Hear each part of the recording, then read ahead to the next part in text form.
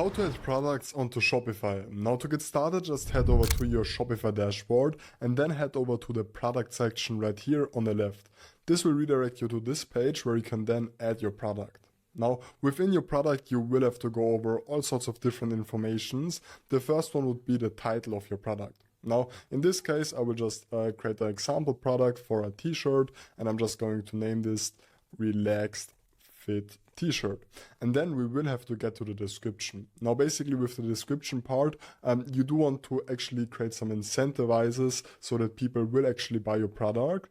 So you can actually just maybe make some bullet points right here about your product, or you can actually also let the AI handle this. So in this case, we are just going to say t-shirt, relaxed fit, made in USA, organic cotton.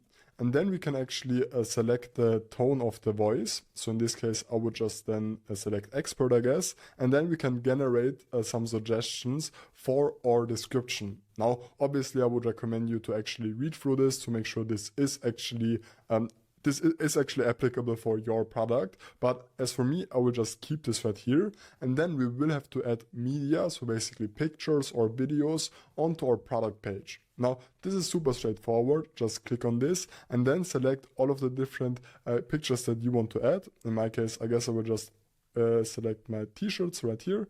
Then I'm going to click on open. And now this is going to be uploaded. And then we can actually select the order of this. We can drag this around. We can also add some new pictures right here if we would want to, and so on. Then as for the pricing, this is actually super important, so please listen tightly.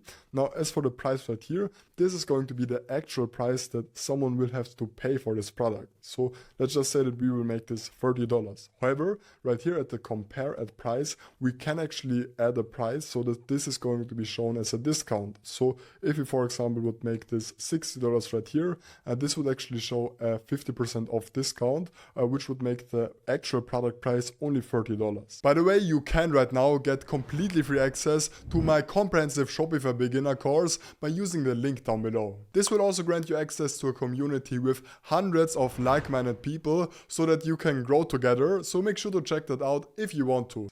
Then we can actually also charge tax on this product, and for our own sake, we can then actually select the cost per item right here.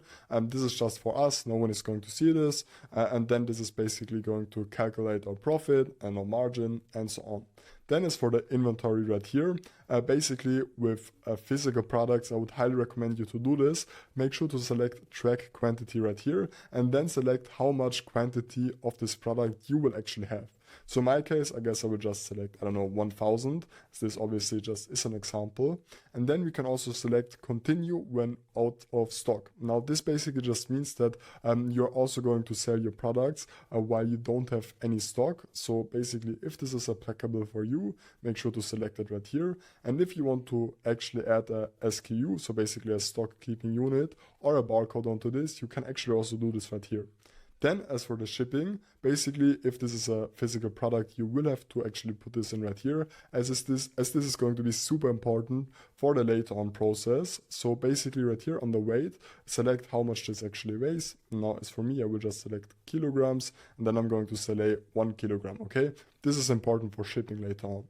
Then we can actually also add custom information right here if you do want to. Now in most cases, you won't actually need this. Then as for variants, this is not for every product, but in this case, as this would be a t-shirt, we would now obviously want to add a variant of the size right here. And then we could put in small, medium, large. And then, for example, we could then add another option right here, which would then say color. And then we can actually select, white, and I'm also going to add a black variant onto this, okay? Then I'm going to click on done, and now you're going to see a preview right here. Now, one thing which is important, actually just click on save right here, then this is going to reload. And now if you do have multiple variants added, you are going to see this image button right here. Now, in this case, actually right here, you can see that this variant would be the white t-shirt. So in this case, I would then select the variant image right here to be the white one. And then if we would have a black t-shirt, I would then add this onto the black t-shirt right here. And obviously if you do have multiple variants and multiple colors, sizes and so on, it makes a lot of sense to actually select the correct variant image right here, just to make it easier to shop for the customer essentially. Then you will also have to actually update all of the different kind of availabilities on hand things right here. And once you're ready, you can then actually also edit the search engine listing. So basically you can select the page title. I'm just going to put in Krause clothing right here at the end. And then we can also change the meta description if you don't want to. As for me, I will just leave this as its default essentially. And then you can actually also change this once again if you don't want to. There is still one last thing which you will have to do, which would be setting up the product organization right here. So right here on the product category, we would then actually just add apparel and accessories as for this, or we can actually also change this to anything we want to, and then we will have to select the product type. Now the product type would be a t-shirt in my case. The vendor would be my store. We can actually also select a collection right here, and we can add tags onto this. So if we, for example, do have multiple things inside the store, we could then add a clothing tag onto this just to make the overall buying process a whole lot of easier.